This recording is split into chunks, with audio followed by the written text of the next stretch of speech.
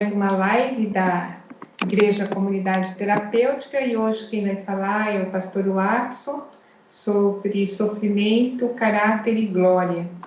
Então fica à vontade, Watson. Tá bem. Bom, é um prazer, um privilégio estar aqui com vocês e poder estudarmos juntos a palavra e pensarmos um pouco acerca da Bíblia e da realidade, daquilo que cada um de nós vive. Eu dei o título dessa minha palavra, eu espero que a gente converse depois também, Sofrimento, Caráter e Glória, né? E o objetivo é trabalhar um pouco aquilo que eu ando pensando acerca da vida, especialmente ligada a Deus, ligada ao Senhor Jesus Cristo, e procurando entender o que é que Ele quer nos dizer nesses tempos, nesses dias. Aí tem uma pandemia aí, uma situação complicada, muita gente morrendo, não é pouca não, e trabalhar um pouco o que é que Deus quer nos falar também nesse tempo, durante esses dias, são dias terríveis que estamos vivendo. Eu quero trabalhar dois textos, basicamente, né? O primeiro texto encontra-se no segundo livro de Samuel, capítulo de número 7. Mas só para dar um contexto, o capítulo 6, o rei Davi está reinando sobre Israel, em Jerusalém, e o rei Davi, então, traz a Arca da Aliança para a cidade de Jerusalém e coloca debaixo de uma tenda, que era, naquele momento, o lugar apropriado para a arca. Israel nunca teve ídolos para representar Deus. A arca nunca foi também um ídolo. Ninguém nunca adorou a arca. Mas a arca era um símbolo, o símbolo da presença de Deus.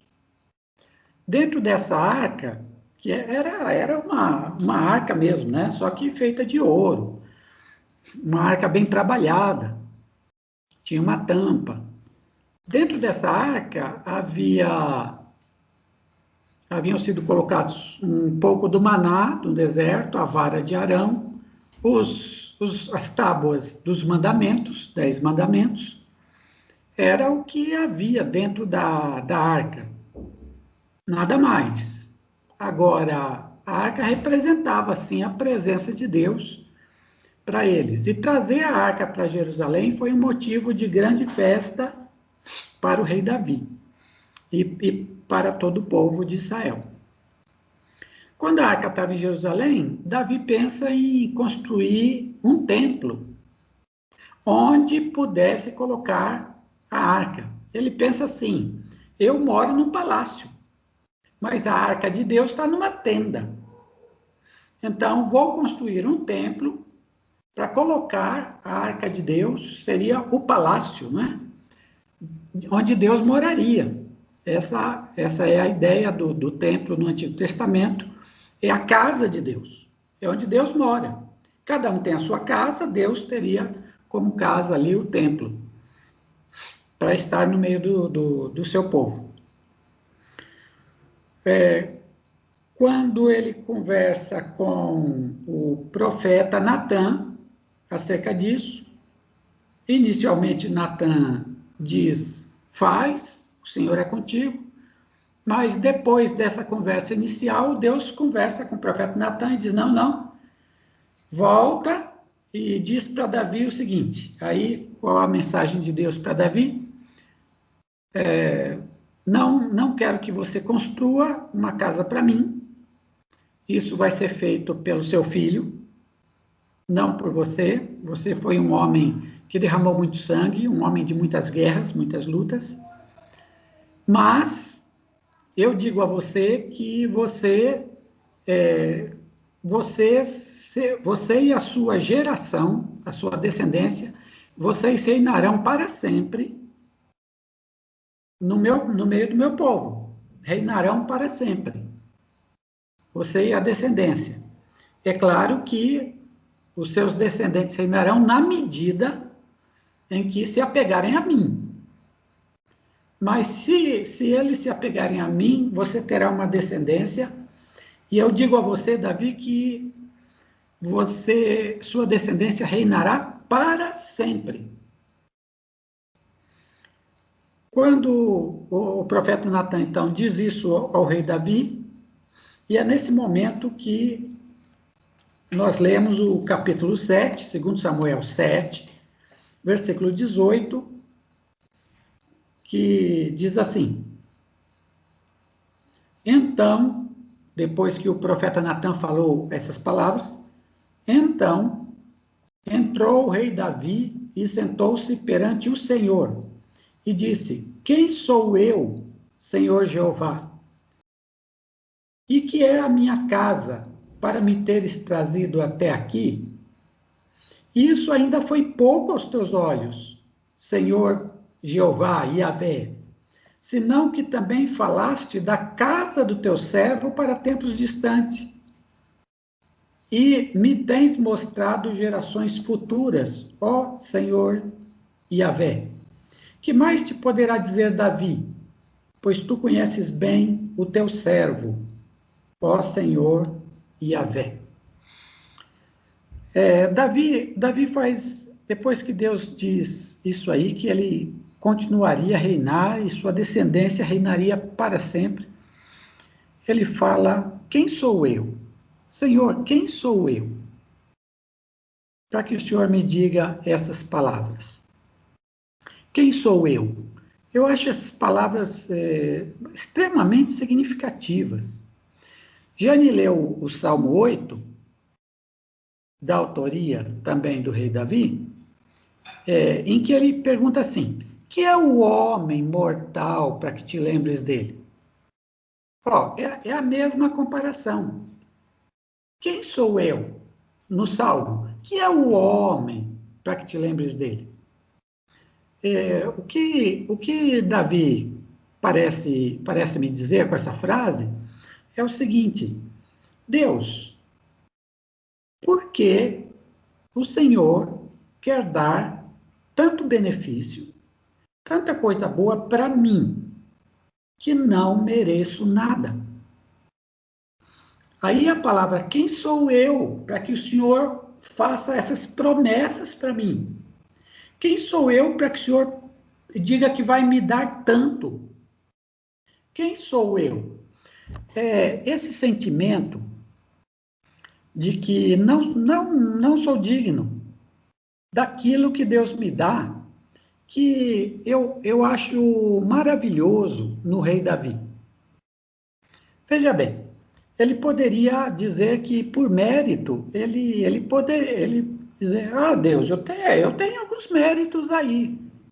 Porque assim, quando ele era bem jovem, o profeta Samuel derramou o óleo dizendo que ele seria rei de Israel.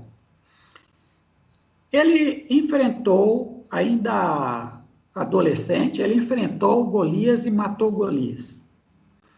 Ele se tornou famoso. Ele se tornou um general, um dos generais do rei Saul. Ele se tornou o genro de Saul, porque casou-se com a filha do rei. Aí, o rei, com medo de que Davi tomasse o trono dele e do filho dele, Jonatas, começou a perseguir a Davi e a matá-lo. E Davi teve que fugir. E fugindo, se aliou com muita gente que também era desprezada, formou um exército de gente que estava na pior. E com esse exército, ele defendeu o povo de Israel. Com esse exército, ele fez o bem e nunca fez o mal para Saul.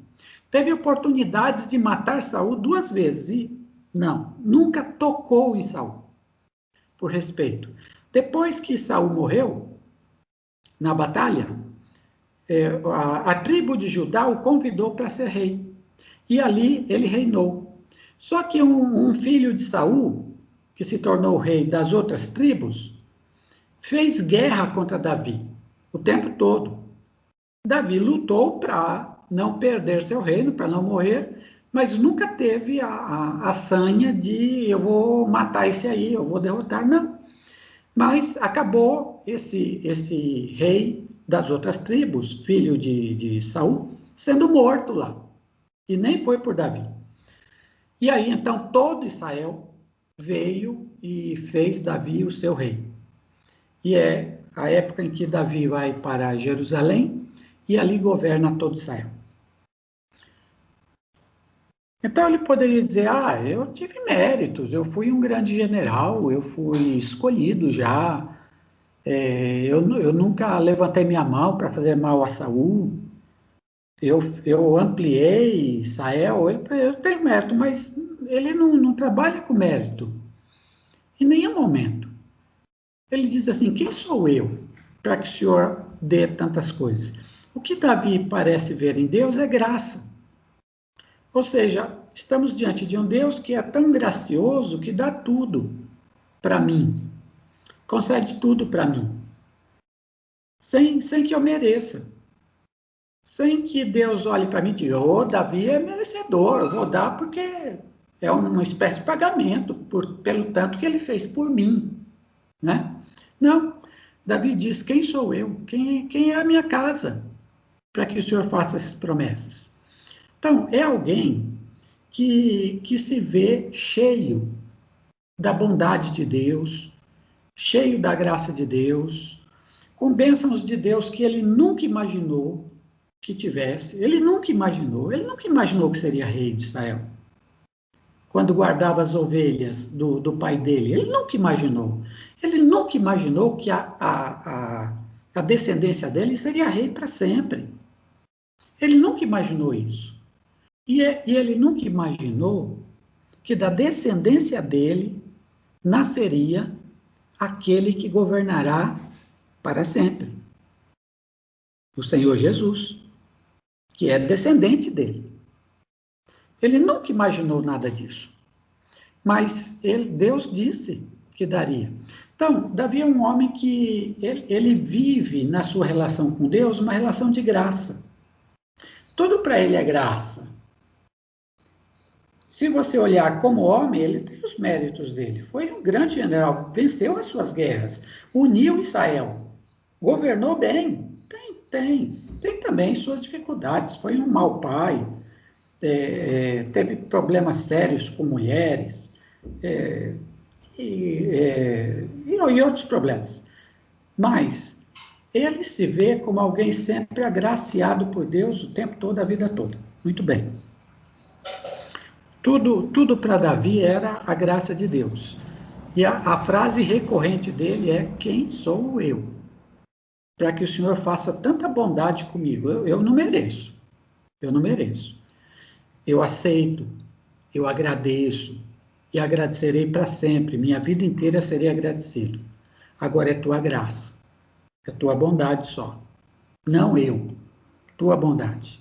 Muito bem. Com isso em mente, o outro texto que eu quero ver é Hebreus, capítulo 2, 9 a 13.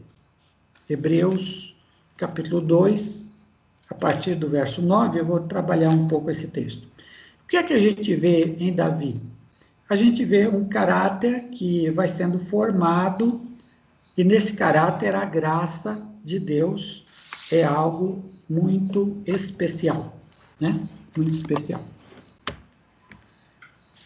Hebreus 2, 9, diz assim, vemos, porém, aquele que foi feito um pouco menor que os anjos, Jesus, coroado de glória e honra, por causa da paixão da morte, para que, pela graça de Deus, provasse a morte por todos. Então, a gente vê aqui Jesus, e o que a gente vê? Ele foi feito um pouco menor que os anjos. Isso está falando da sua encarnação, de quando ele se torna um ser humano também. Então, nós temos em Jesus um ser humano que vem aqui para, através da sua morte, da paixão da morte, dar vida a todos nós, através da sua cruz. Ele primeiro é alguém que deixa a sua glória no céu, toda a sua glória, ele se esvaziou dessa glória e ele vem e se torna um de nós para viver nossas vidas, né?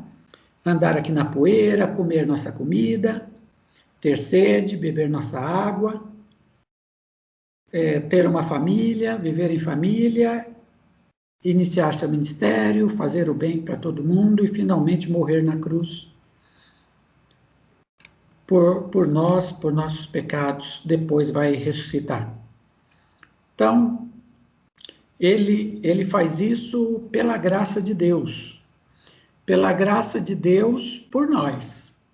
Por nós. Aí diz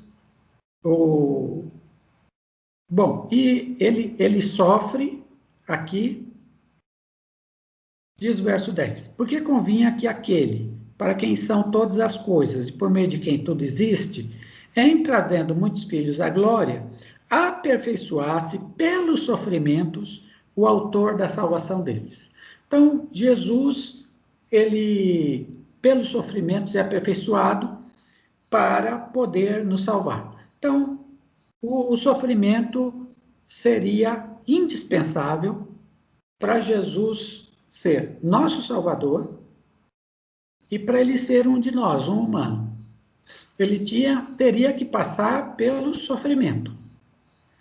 Então, Deus não deixa seu Filho nos salvar, a não ser pelo sofrimento, e o sofrimento maior é o sofrimento da cruz. Sem sofrimento, Jesus não seria aperfeiçoado em sua missão para nos salvar. Ele, como pessoa, como ser, era perfeito. Mas na missão que ele ia realizar, ele precisava ser aperfeiçoado nessa missão. E o que é que o aperfeiçoa? O sofrimento. Então, há um sofrimento aí, até mesmo para Jesus. E quando ele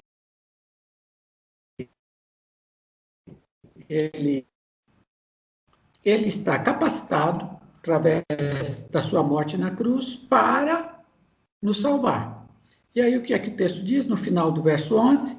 Por esta causa, ele, Jesus, não se envergonha de lhes chamar, agora sim, está falando de nós, de lhes chamar irmãos, dizendo, anunciarei o teu nome a meus irmãos, e cantar-te-ei louvores no meio da congregação. E outra vez, porei neles a minha confiança, e ainda, eis-me aqui e os filhos que Deus me deu. Bom, ele vem então para tornar a nós, que cremos nele, no seu nome, na sua cruz, para nos tornar filhos de Deus, portanto, irmãos dele. Todos nós somos chamados para sermos filhos de Deus. Agora, se ele é o filho de Deus, e se nós somos feitos filhos de Deus, então o que acontece? Somos todos irmãos. É a mesma coisa numa família, quando há um filho natural e você tem filhos adotados. São todos irmãos agora. E agora independe se foi pela natureza ou se foi pela adoção, todos são irmãos, iguais. Da mesma forma, Jesus veio, sofreu, vivenciou, experimentou a morte para se tornar nosso irmão. Para ser irmão de todos nós humanos. E é interessante no texto que ele não se envergonha de nos chamar irmãos. Ou seja, ele tem um grande prazer com esses irmãos que ele mesmo conquistou pela sua cruz. Ele tem um prazer em nós. Ele tem prazer em dizer que nós também somos filhos do mesmo Pai que ele tem. Quando ele ressuscitou, vocês devem se lembrar, ele disse às mulheres: ide dizer a meus discípulos, vou para meu Deus e vosso Deus, meu Pai e vosso Pai.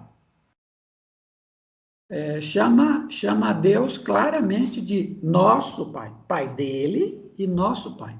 É assim que ele nos vê, como filhos, como irmãos. E no 13, eis-me aqui os filhos que Deus me deu, ou seja, somos filhos de Deus. Então, quem somos nós aqui?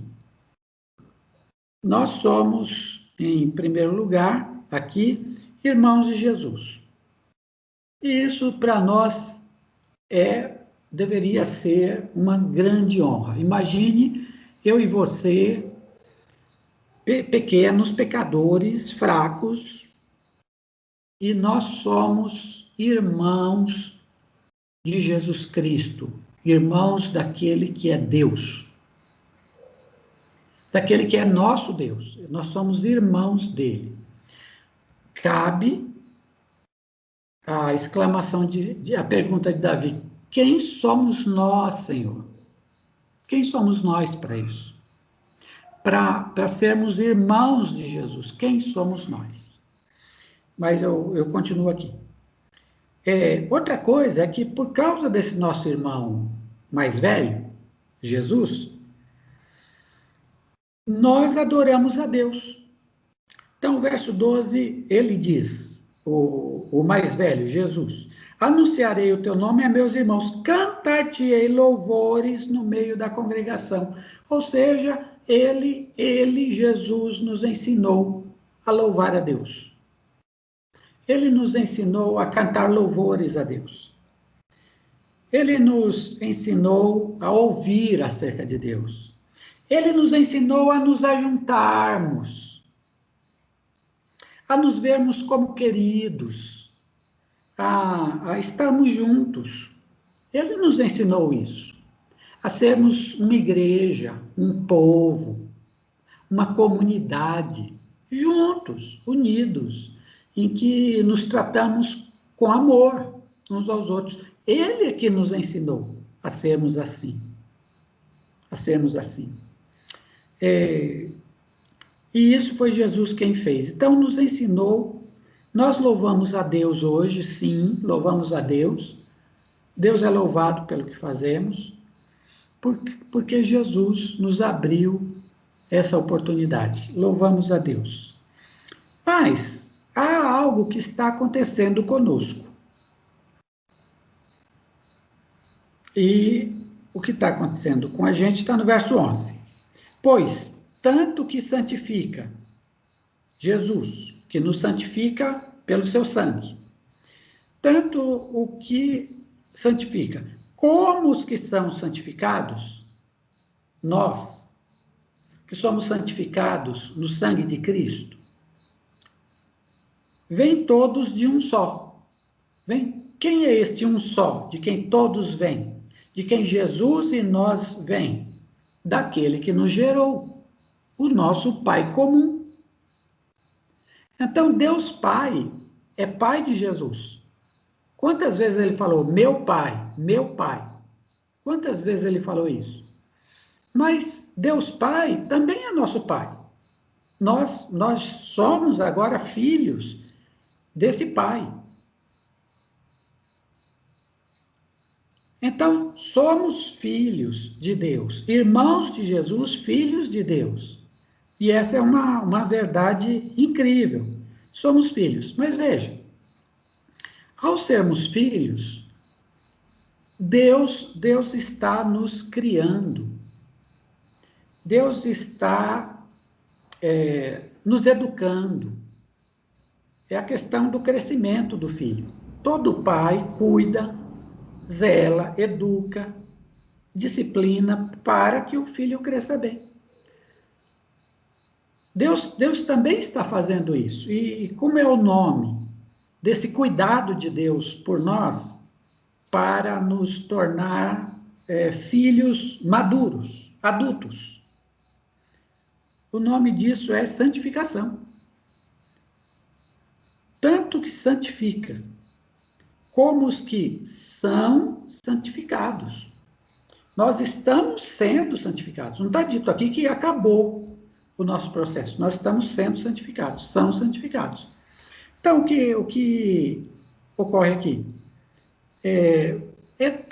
A nossa santificação é a forma que Deus tem de nos tornar seus filhos adultos, na plenitude dessa expressão, filhos de Deus. É a forma de Deus nos tirar da infantilidade da vida e nos tornar pessoas adultas na vida. Com aquilo que Paulo diz, né? Quando eu era menino, fazia as coisas de menino. Agora que sou homem, deixei as coisas de menino. Faço as coisas de um adulto, um homem adulto. Assim, esse é o processo que Deus faz em nós, esse processo se chama santificação. Agora, o que é santificação na Bíblia? E aqui isso é importante. O que é santificação na Bíblia, se não nos tornarmos parecidos com Jesus, no nosso viver? Santificação na Bíblia não é seguir regras, isso aí é legalismo, e que a Bíblia condena. Então, santificação não é o seguir um monte de regras.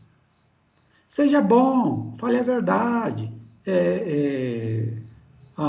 dê esmola, faça isso, faça aquilo. Não é seguir regras. Santificação é eu me tornar parecido com Jesus. E o que se não é ficar seguindo um monte de regras, o que é então? É modificar meu caráter. É modificar o que eu sou por dentro. É modificar o que dentro de mim me leva a fazer as coisas. Então, eu não vou dizer a verdade porque tem uma regra que é fale a verdade. E para eu ser santificado, eu tenho que ficar seguindo essa regra. Então, o tempo todo eu tenho que me lembrar, fala a verdade, fala a verdade. E quando eu descumpro a regra, que azar, descumpri aquela regra. Não. Eu vou falar a verdade porque no meu caráter é impresso o caráter de Cristo, que era uma pessoa que falava a verdade. Falava a verdade porque verdade era parte dele. O ser verdadeiro era algo de dentro dele, do caráter dele. Ele não estava seguindo uma regra. Ele estava sendo o que ele era. E é isso, é por isso que a santificação é a transformação do caráter. Agora, não existe santificação nesse sentido. Não existe a melhora do caráter, a transformação do caráter humano sem sofrimento. Não há como. Todo o processo da santificação é um processo que, de alguma forma, me traz sofrimento. Por quê? Porque pecado é sempre algo agradável, prazeroso, senão não teria força sobre minha vida. Se o pecado fosse sempre um negócio ruim, tipo chupar um limão sempre, eu não pecaria nunca. Pecado é pecado porque traz prazer para mim, desperta meus piores instintos, minhas piores paixões que há dentro de mim. E por isso o pecado é tão convincente para mim. Então não há como eu me santificar se dentro de mim não se estabelece uma luta, uma guerra contra mim mesmo. Essa luta não é eu contra o diabo, é eu contra a minha própria pessoa, meu próprio ser. A luta é dentro de mim, dentro de mim. Lembra quando Paulo diz que o espírito luta contra a carne e carne aí sou eu, essa minha inclinação para o pecado, essa luta. Então, não há santificação sem algum tipo de sofrimento interior. O sofrimento pode vir exteriormente? Claro, porque o sofrimento exterior me afeta interiormente. Claro que pode vir. Mas a luta é dentro de mim. A luta é aquilo. Então, que eu passe por sofrimentos, inclusive interiores, para poder, em mim, se tornar adulto, o caráter de Cristo, para que eu cresça no mesmo caráter de Jesus Cristo, e a Bíblia afirma que isso está acontecendo comigo, que essa transformação está ocorrendo, ela não está finalizada, mas ela está ocorrendo, e que eu, com esse sofrimento e esse caráter, vou sim chegar a cada vez mais numa situação melhor dentro da minha vida, naquilo que Deus está fazendo em mim. Embora esse mesmo caráter, porque eu nunca consigo ser perfeito nele, esse mesmo caráter vá cada vez mais mostrando para mim que pequeninos pecados que eu não ligava começam a se tornar coisas grandes para eu vencer. Mas o caminho de ir vencendo, sim, eu vou conseguindo. Eu vou ficando, sim, mais parecido com Jesus, na medida em que eu vou desenvolvendo esse caráter através, inclusive, de sofrimento pessoal. Então, o que é que você tem? O que é que nós temos? Primeiro, um caráter que, no nosso caso, já começou, e esse caráter, ele é desenvolvido para nos tornarmos semelhantes a Cristo, e esse caráter é desenvolvido com sofrimento pessoal, inclusive interior. Agora, não estou dizendo com isso a vida do discípulo, a vida do servo de Deus, é só sofrimento, só lágrimas, só dor. Não, não. O próprio crescimento nesse caráter nos dá uma alegria, uma gratidão muito grande. E aí, esse caráter que estamos desenvolvendo vai nos levar ainda a dizer como Davi falou: Senhor, por que eu? Por que eu? Vai nos levar sempre. E, por final, agora eu quero falar um pouco do propósito de Deus em tudo isso. Porque, gente, tudo isso não é aleatório. Tem alguém pensando tudo em relação às nossas vidas. Quem está pensando tudo é esse que nós chamamos de Pai. Deus Pai. O Pai de Jesus e o nosso Pai. Ele está pensando o total, a totalidade. Ele está vendo do início ao fim. Ele já viu tudo. E ele está trabalhando com a gente. E eu quero, primeiro, dizer que esse processo de santificação, aqui ele é feito pelo Espírito Santo, que está em nós, mas é o Pai quem organiza tudo, quem comanda todo esse processo, e tudo isso vai dar certo, porque aquele que começou a boa obra vai terminar a boa obra. E vai ser uma boa obra. Aliás, uma obra excelente. Então, ele é o maior interessado em nossa santificação. Tanto é interessado que enviou o Espírito Santo, Deus, para nos ajudar no nosso dia a dia. Ajudar cada um de nós. Mas o que eu quero chamar aqui a sua atenção é o verso 10. Porque convinha que aquele para quem são todas as coisas, Deus, o Pai, e por meio de quem tudo existe, Deus, o Pai, agora veja essa frase, em trazendo muitos filhos à glória. em trazendo muitos filhos à glória. Qual é o objetivo de Deus com tudo isso? Qual é o objetivo de Deus em nos tornar filhos dele? Qual é o objetivo de Deus em enviar Jesus e fazer de Jesus nosso irmão? Qual é o objetivo? O que ele tem em mente? Quando você cria um filho, o que você tem em mente? Eu vou deixar ele crescer só? Não, você tem em mente que ele seja um excelente profissional na área que ele escolher, que ele seja bem-sucedido, que ele tenha um caráter bom, que ele constitua a família dele, que ele seja uma bênção para as pessoas. Esse é o objetivo. Você não cria um filho, por exemplo, para bandidagem, para delinquência. Ninguém cria filho para isso. Se Deus já nos fez filhos pela cruz de Jesus e está melhorando essa filiação, nosso caráter, o que ele tem? O que ele quer? O que ele quer? Duas coisas. Primeiro, quando ele melhora nosso caráter, fazendo o caráter de Cristo, nos santificando, o que ele quer é ter bilhões de filhos, todos parecidos com Jesus. Primeiro é o que ele quer.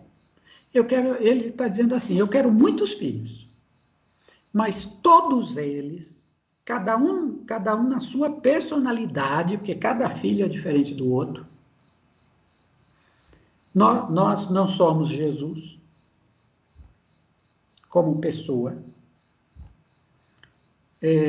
Eu quero que todos eles, meus filhos, cada um com a sua personalidade, sejam todos parecidos com o filho mais velho, Jesus. Todos nós. Então, Deus está nos santificando com essa finalidade. Ele quer ter filhos todos semelhantes a Jesus. Por que semelhantes a Jesus? Lembra que ele falou, esse é meu filho amado? É muito por aí. Porque é o filho do amor dele. E nós também somos filhos do amor dele. E importa muito para Deus Pai que todos os filhos humanos, mas filhos também, igual a Jesus, porque Jesus também é humano, todos sejam filhos do amor, porque são semelhantes a Jesus. Mas tem uma outra coisa, uma segunda razão aí de Deus Pai, é que ele quer trazer muitos filhos à glória, isso está escrito aqui. A gente sempre pensa no céu como um lugar, nós vamos dar glória a Deus para sempre, glorificar a Deus para sempre, louvá-lo para sempre, cantá-lo para sempre. Isso é uma verdade, a Bíblia diz isso. Mas tem um outro lado aí que nós geralmente não falamos, que é o seguinte, Deus dará sua glória para nós. Deus nos glorificará. O Pai vai glorificar a nós. Então, no céu, não somos só nós que vamos glorificar a Deus. A Bíblia está dizendo, não sou eu não, a Bíblia, Deus vai nos glorificar. Esse é o sentido de chamando muitos filhos à glória, no verso 10. Deus vai nos glorificar como filhos. Veja bem, por meio de Jesus, Deus não expressa toda a sua graça, seu amor, sua bondade, sua justiça. Deus não expressa tudo isso por meio de Jesus? Então, expressou tudo isso por meio da cruz?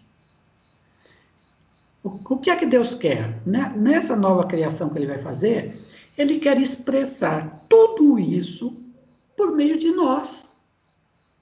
Então, não apenas Jesus, mas por meio de nós, toda a sua graça, todo o seu amor, toda a sua bondade, por meio de nós. O que é que isso significa para nós? Glória.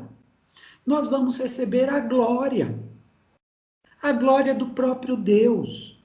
Se Deus é a luz, se Deus brilha, nós também seremos a luz de Deus, e nós vamos brilhar. Somos nós que vamos levar a luz a nova criação de Deus. Somos nós que vamos levar a graça à nova criação de Deus. Somos nós que vamos ser o Pai para toda a criação. Ou seja, a luz de Deus vai brilhar, a glória de Deus vai brilhar através de nós. Porque nós somos os filhos. Nós somos parecidos com Jesus. Nós somos a imagem de Jesus. E nós seremos Jesus para toda a criação.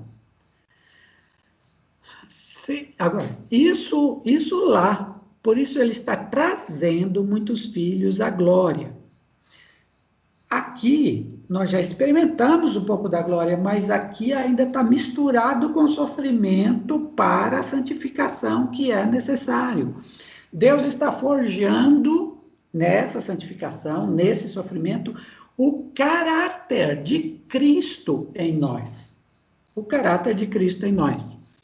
Aí, o que é que nos resta? Quando a gente olha e vê que na nova criação nós seremos glorificados por Deus Pai, nós não temos que dizer de novo, como Davi, Senhor Deus, Yahvé, por que eu? Quem sou eu para que o Senhor me dê tanta coisa boa? E aí a gente vem pro agora, né? Gente, quem somos nós para receber tanta coisa boa, tanta bondade? Quem somos nós? Nós não somos nada, nós não merecemos nada. Mas o Pai quer assim. O Pai nos fez filhos.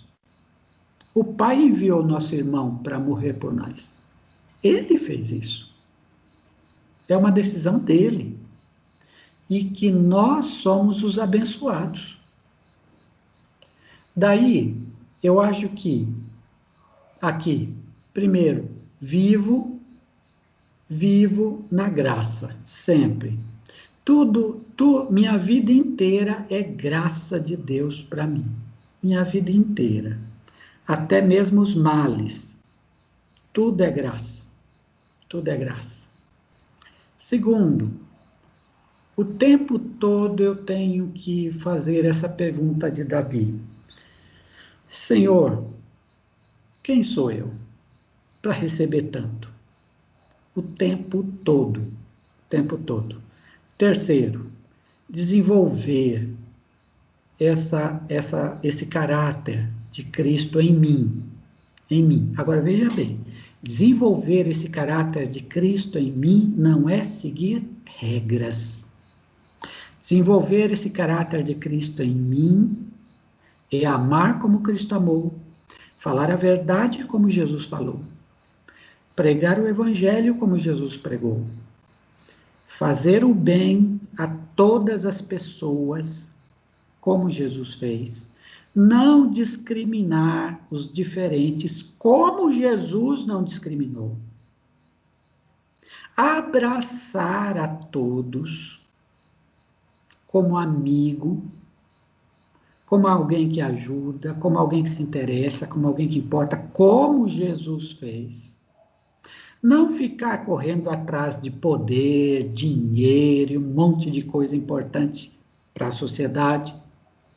Não ficar correndo atrás como se fosse o máximo da minha vida, o objetivo da minha vida, como Jesus não correu atrás dessas coisas. Enfim, viver com o mesmo caráter, os mesmos sentimentos, o mesmo pensamento, a mesma visão, o mesmo amor que Jesus viveu. Eu acho que é isso. Isso é santificar. Isso é melhorar o caráter de Cristo em mim. Né? É isso aí. Eu creio que sofrimento, caráter e glória são coisas importantes na vida da gente para desenvolvermos. Obrigado, gente boa. Joia. Obrigada, viu, Watson? Mas enquanto você falava, me veio à mente algumas questões, como que os focos estão trocados, né? Então, nós, na nossa carência, no nosso narcisismo, a gente busca a glória aqui, ser reconhecido, ser o melhor, né? Ser aprovado, a glória aqui. Só que esse tipo de glória nos leva mais para longe de Jesus, não nos aproxima. O foco tem que ser realmente buscar Jesus, né? Não se preocupar, não é se preocupar porque nós temos isso, né? Essa necessidade de ser reconhecido faz parte da natureza humana, mas não colocar o foco aí, mas colocar o foco em Jesus para nós entrarmos em nós mesmos, né? E ser semelhantes a Jesus. Outra questão que me chamou a atenção aqui é que o sofrimento, quando se fala desse sofrimento para aperfeiçoar o caráter, para a santificação, eu penso que tem a ver não com os sofrimentos de sintomas, que é o que nós temos, que hoje nós sofremos o sofrimento, nós temos um sofrimento de sintomas, mas é o sofrimento da busca da causa desse sintoma, que nos faz entrar muito mais em nós mesmos e nos reconhecer miseráveis e perceber o quanto nós somos fracos. Se ficarmos apenas no sintoma, vamos ficar naquela patinação de um vai e de vem, mas esse tipo de sofrimento que nos leva ao aperfeiçoamento do caráter, que nos leva a nos tornar cada vez mais filhos, né, aptos a reinar, aptos a ter essa glória, tem a ver com essa questão muito mais interna. E também, no final, quando você fala, você repete o versículo, né? Quem sou eu para receber tanto? Essa pergunta, ela denota muito bem uma compreensão da miserabilidade de Davi. Ele reconhecia. Esse reconhecimento fez com que ele visse o valor de tanta graça e o imerecimento. Então, essa pergunta é interessante, porque parece que ele realmente entrou, ele se aprofundou e percebeu, nossa, eu sou desse jeito. E olha a graça, que graça maravilhosa, olha que Deus maravilhoso, o que Ele faz por mim, né? A admiração, ele fica muito admirado, né? Nossa, quem sou eu para receber tanto? E aí quando você falou também no início, né, que ele tinha motivos como homem, como rei, para ser elogiado por Deus, para receber. Mas nessa pergunta a gente percebe que ele não estava parado nisso. Ele não estava parado na sua produção humana. Ele estava muito mais além, ele estava muito mais dentro, e não nesse fora, não nesse periférico. Deixa eu comentar um pouco aí que você está falando, gente. Quando você fala de que nós muitas vezes buscamos exatamente esses sinais exteriores do poder, de sermos reconhecidos aqui, tudo mais. Veja, eu acho que quando a gente tem a graça de Deus, quando a gente vê a graça de Deus dessa forma, quando a gente vê a nossa indignidade diante de tanta graça que Ele nos dá, fica claro o seguinte, e levando em conta que esse processo de santificação está sendo operado em nós agora, na vida do dia a dia, né? Isso não é algo do espiritual, não, isso é algo do dia a dia, da forma como eu converso com as pessoas, da forma como eu lido com um problema com alguém, da forma como é que eu faço se uma hora eu briguei com alguém, como é que eu vou pedir perdão, etc., ou seja, coisas do dia a dia. o que eu vejo é que nas pequenas coisas que a gente faz, que se manifesta esse caráter de Deus. Ou seja, o que é que Deus está interessado? Não é que eu faça grandes coisas nesse mundo, mas é que nas pequenas coisas que eu faço, os pequenos diálogos com as pessoas, as pequenas ajudas que eu dou para alguém que precisa de mim, aquela conversa simples com alguém para dar um ânimo, ou alguém que está enlutado ali, eu dou um consolo, umas palavras, um apoio.